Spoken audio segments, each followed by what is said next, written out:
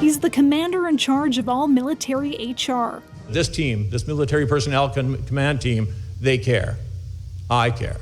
Now coming to light, past allegations of his own inappropriate behavior, at the same time as the past two chiefs of defense staff are under investigation for misconduct claims too. It's a crisis of leadership, it's a crisis of credibility in a high command, and a crisis of confidence in their senior leaders. I mean, it doesn't get any worse than that. The allegations against Vice-Admiral Hayden Edmondson dates back to the late 1990s, when he was a lieutenant commander overseeing naval training in Esquimalt, BC. Your training to become a Mars officer involves some of the most varied, intense, and challenging courses you'll find in the Canadian Forces.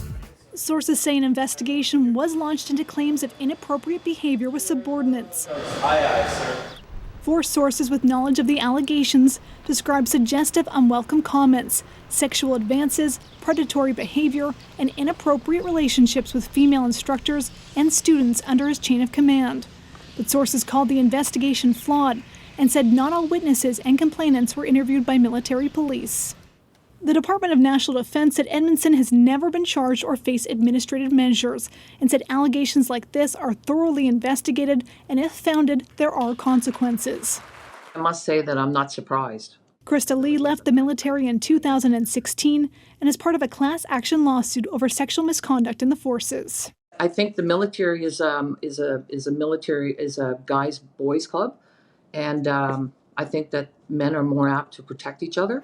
In a statement, the Defense Minister's office said that Harjit Sajjan learned about the allegations from the 90s yesterday and has since asked the acting Chief of Defense Staff to look into the matter and report back as soon as possible.